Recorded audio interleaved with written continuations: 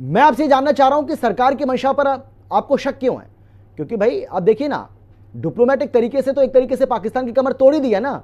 अब धीरे धीरे भाई बात रही सैन्य कार्रवाई की, तो उसमें थोड़ा समय तो लेना पड़ेगा, रणनीति बनानी पड़ेगी, क्योंकि हमारा जो दुश्मन है वो भी तो तैयार बैठा है ना। ऐसे थोड़ी है कि उसने अपने हाथ पैर सब बांध लिए हैं, तो उसके लिए थोड़ा समय लग रहा है। तो वेट एंड वॉच की स्थिति में आप भी रहिए।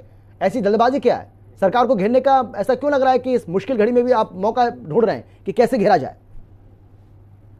अमित जी, चूंकि आज का जो मुद्दा है बहुत ही महत्वपूर्ण है इस देश के लिए, जिस मुद्दे को 78 वर्षों से पूरा भारत इंतजार कर रहा है, जिसको 78 सालों से नासूर की तरह चुभ रहा था, आपने वो मुद्दा उठाया। उसके लिए आपको और आपके चैनल को साधुवाद, पहला पॉइंट जी। दूसरा, मैं आपको बताता हूं, मैं सबसे पहले आचार्य चाणक्य के एक जो है बहुत अच्छे वाक्य पर और उनकी नीति पर मैं आपको याद दिलाता हूं। आचार्य चाणक्य कहते हैं कि कटीली झाड़ी को अगर नष्ट करना है तो उसकी जड़ पर मच्छर डालो, कटीली झाड़ी स्वतः नष्ट हो जाएगी। मेरे घर के सामने एक गंदा जो है गड्ढा था, मैं काफी समय से देख रहा था कि उस गंदे गड्ढे की वजह से मेरे घर में और मेरे आस पड़ोस के घरों में खूब ढेर सारे मच्छर जो है आके आतंक फैला रहे थे मच्छर। मैंने क्या किया कि उस गड्ढे को पूरा किया, उस गड्ढे को बढ़िया चबूतरा बनाया और उस चबूतरे पर मैंने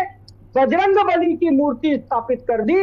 आज वो गड्ढा चबूतरे के रूप में एक मंदिर के रूप में स्थापित हो जाता है और उसके बाद वो पवित्र हो जाता है।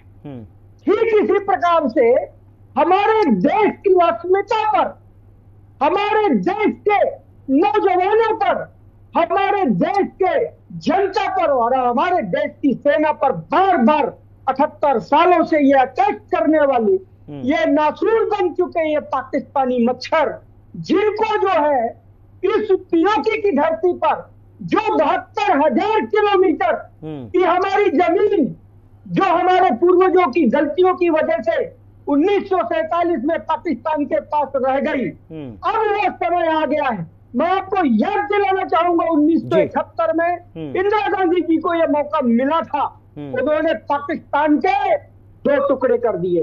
इसी प्रकार 1999 में स्वर्गीय अटल बिहारी वाजपेयी जी को मौका मिला तो उन्होंने करगिल में हमारे देश को गौरव यानी तिरंगा झंडा फहराने का काम किया। ठीक इसी प्रकार हमारा पूरा विपक्ष और देश की 140 करोड़ जनता आज जो है प्रधानमंत्री नरेंद्र मोदी जी के साथ खड़ी है। फिर हम क्यों ना डिमांड नहीं, जब आप 140 करोड़ की जनता की बात करेंगे सर, राम जी मेरी बात तो सुनिए ना सर। राम जी, अगर आप 140 करोड़ की जनता की बात करेंगे, देश की 140 करोड़ की जनता की आप बात करें तो इसमें तो आप भी आते हैं ना। आप उससे अलग क्यों हैं? आप उससे अलग तो नहीं है, फिर आप इस पर राजनीति क्यों कर रहे हैं? मैं ये जानना चाह रहा हूं आपसे। अगर आप ये कहेंगे कि पूरा देश एकजुट है, देश की जनता, देश की 140 करोड़ जनता एक साथ है, एकजुट है, तो उसमें तो आप लोग भी आ रहे हैं ना, आपकी पार्टी उससे अछूती थोड़ी है। फिर आप राजनीति क्यों कर रहे हैं?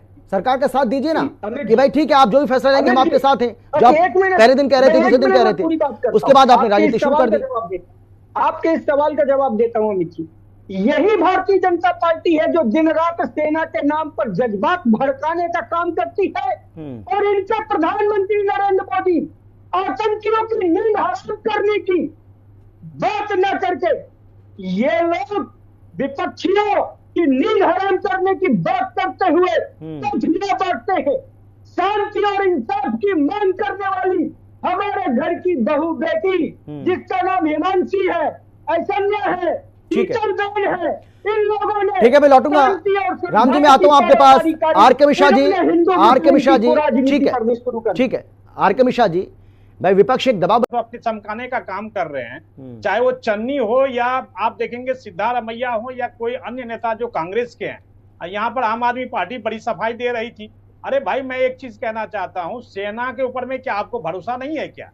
या आपने देखा जो कि सरकार ने भी ऐसे सर्जिकल स्ट्राइक भी हमने देखा है जो कि किस तरह से एयर स्ट्राइक भी किया हुआ है। तो सरकार और सेना के पक्ष में जिसको विश्वास नहीं है, मुझे लगता है राजनीति करने से कोई फायदा नहीं होगा। अब देखिए चन्नी साहब ने बोल तो दिया किलोमीटर की जमीन है। राम गुप्ता जी भाषा पर संयम रखिए प्लीज, भाषा पर संयम रखिए, भाषा पर संयम रखिए, ये अच्छी बात नहीं है। मैं विदेश मामलों के जानकार संजीव श्रीवास्तव जी से सिर्फ एक सवाल पूछना चाहता हूं और उसका ईमानदारी से वो जवाब दे। हिमांशी, संज्ञा, शीतल बेन, इन्होंने आतंकी हमले में अपने जीवन साथी को खोया है। आरती मेनन ने अपना पिता खोया है। कोई विदेशी मामलों के जानकार नहीं है, ये बैठकिए यहाँ पर विदेशी मामलों के जानकार। प्लीज भाई व्यक्तिगत टिप्पणी नहीं, व्यक्तिगत टिप्पणी नहीं, उनको गरियाया। ठीक है, सभी ने भाई आपने अपने अपने विचार रखे, आपने अपनी पार्टी का पक्ष रखा, उनके अपने विचार है, ठीक है, जल्दी से राजनीतिक दल का सदस्य नहीं, ठीक है। आर के मिश्रा जी जल्दी से फटाफट, हाँ ठीक है सर। राजनीतिक नहीं है तो आप राजनीतिक आर के मिश्रा जी आप बोले जल्दी से सर, वेट मत करिए सर, समय नहीं है मेरे पास, जल्दी से प्लीज भाई व्यक्तिगत टिप्पणी मत करिए। आर के मिश्रा जी, और निश्चित तौर पर हमारी सरकार ही नहीं, सेना को भी हमने खुली छूट दे रखी है और निश्चित तौर पर सेना अपना सही समय आक्रमण करेगी। चलिए सर, समय मेरे पास इतना ही है। बहुत धन्यवाद आप सभी का मेरे साथ जुड़ने के